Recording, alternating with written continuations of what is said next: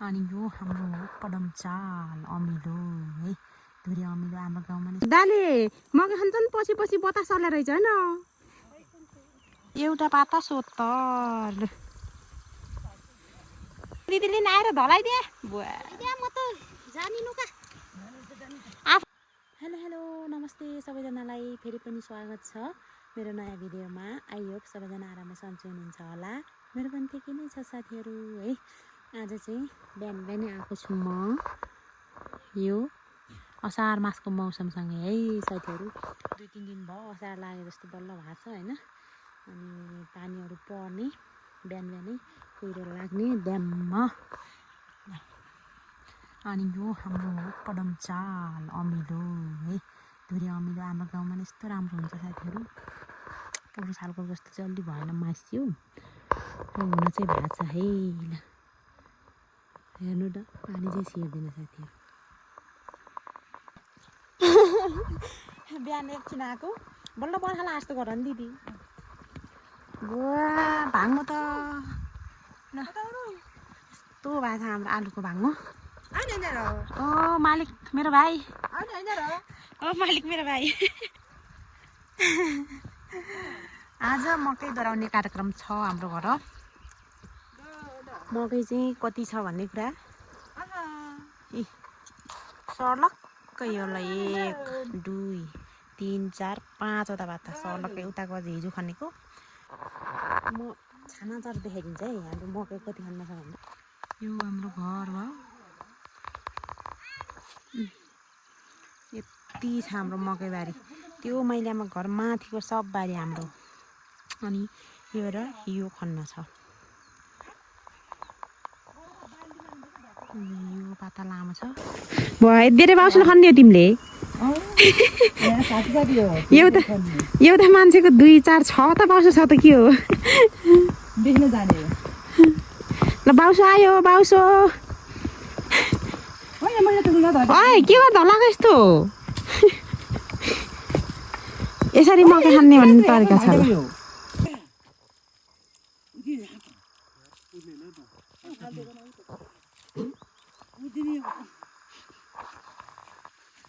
ल देख मकै खाने ल देख यो मकै बाटो छेउको मकै उठिन भने तिमी पर्छौ है यो ढल्दैन का भराइ पुर्दैन बलियो आएर उच्च गरे हो के हो र माइल्यामा झन् बुढी मान्छेको सबभन्दा ठुलो बाउ छ त बाटोमा यो उसो गरेर लानु पर्ने के यो नानी त भात सिङ्गिदियो माइल्यामा हेलो भन्ने हो का भिडियो गरे त हेलो यस्तरी मकै गन्न लागेको बगर 8 बजे लाग्ने नि ठिकै हुन्छ पानी आइरह्यो बिहान आज सकिन्छ माइल्यामा हाम्रो मकै सकिन्छ नसकियो नानीलाई हाम्रो फुल कति पात छ भने अन्त 3 पात छ भने त घाँस काट्नु पर्यो भ्याजुन भने अन्त 1-2 घन्टा हारेर भन्दै गयो घाँस हाम्रो मकै सकेर तिम्रो कोडोमा झार खान जाने हैन यानी म गिदाउनी माइले आमा काले यानीमा गीत गाउनु त न त्यो मेलान कहाँ गीत गाउनु मेला त गीत गाउनु पताको के गीत गाउँछ असार मेला गीत गाउनु भने हो र हो क्या सेनी गीत घाँसले गयो तुले त घाँस नआयो तुले त घाँस नआयो ल है सुरु भयो साथीहरू म चाहिँ अब पहिले चाहिँ ती मकै धलाउँदै छु यिनीहरूले गाली गरेर मारे स्कुल जाने बेलासम्म भिडियो कम्प्लिट गर्नु परेछ के गर्ने यसो गराइदिएर जरा खान का पहिला होइन का मैले आमा सिकाइदिन्छन् क्या कस्तो कोडो कस्तो गर्ने त मैले आमा यस्तो धलाउने अनि यस्तो ढाक्दिने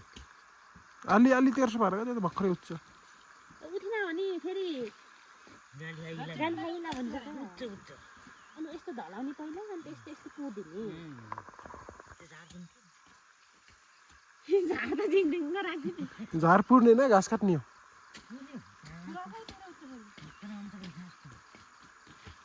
यस्तो मैले आमा यो चाहिँ के अरे मकै क्या ढलेको ढले बतासले खायो होइन अनि यस्तो गरेर खन्दाखेरि चाहिँ मैले चाहिँ 1 साल चाहिँ बहिनीकोमा यस्तो गरेर खन्नु भएको थियो क्या अनि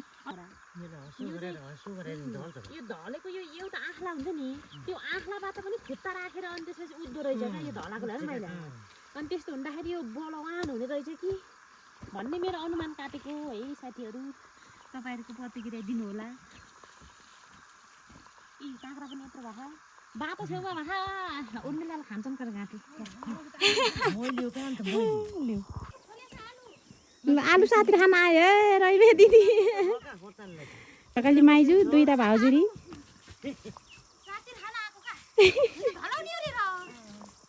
हामी त यहाँ त बतासले खाइदियो मकै त्यही पछि पछि त 70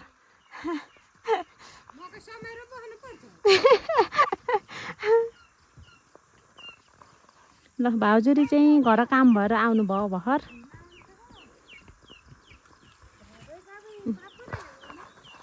रैमा दिदीले यहाँ एक प्लास्टिक पठाइदिएको का एक प्लास्टिक केरा लिएर आहान यस्तो जुम्ली जुम्ली धौ बाखा भने बसेर स्याउ खाओ करे बुत्तै आहा ढिकैमा आहा स्याउ मालिक नि माइली आमा हो करे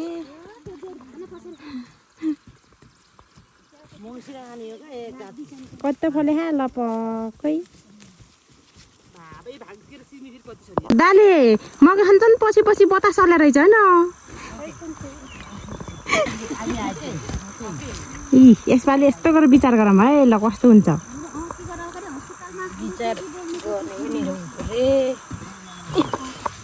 तर होइन तपाईँकोमा त राम्रै भएको थियो न भाउजू आँखमा बाटो टेकेर उठ्ने रहेछ का होइन एउटा पातो झलै त्यस्तो बाटो लागेको सबले डलेर विचारै हुन्छ है ल हाम्रै इच्छाले हो न भाउजू गाडी पाए घरको घरै के गर्ने ल यस्तरी हो धलाउने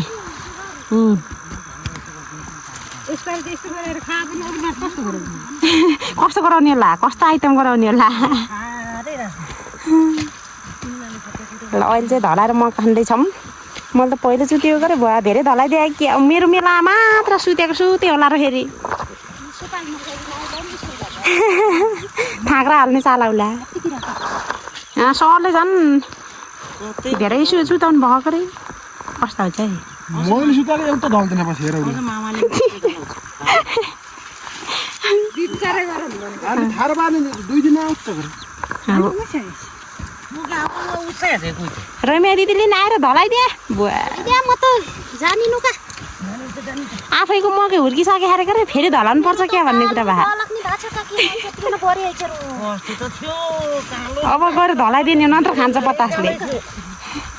यस्तै अलिअलि धलाइदियो हुन्छ होला त होइन र हसु गरिदिने का यस्तै मैले आमा उर्मिलाले फेरि कसरी धलाइदिने र आतो खानदानको त्यही धलाइदिएको सासूलाई त धिका भाङ्गो बनाउनु लगाइदिएको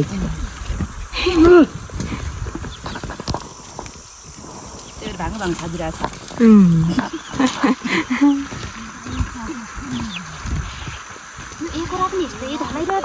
सबै यस्तै खनेको यसपालि फेरि उता भाइको उठिसके खा उठ्न त सबैको यस्तै गरेर खनेको एउटा लामो 0.5 मा खिच एउटा छोटो पटमा त एउटा पाता सोत्तर कति राम्रो बिरालु हो र गुगल नाइटिस ए बापा घाँस काट्न आउँदा टिपेर खाला भनेर होला नि पातैमा आँखा माइली आमाको छेउ आमा भन का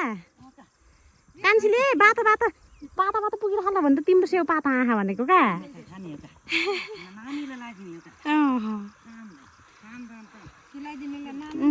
बिउ यस्तो छ गरे कहिले रोप्ने होला अब पोहोर साल त असार यहाँ रोपेर गइएको थियो गरे यसपालि त हरा ल है यो 3वटा पाता चाहिँ धलाएको छैन यो एउटा 2वटा अनि यो लास्टको पाता चाहिँ मकै धलाएर खाने खाम जहिले बतासले खाएर हटाउने साथीहरू त्यही भएर यसो विचार गरौँ भनेर हो म स्कुलबाट आएँ म स्कुलबाट आउँदा चाहिँ यो थारो थियो अहिले सुतेछ मेरो 2टा छोराहरू यहाँ छन् हेलो भन्न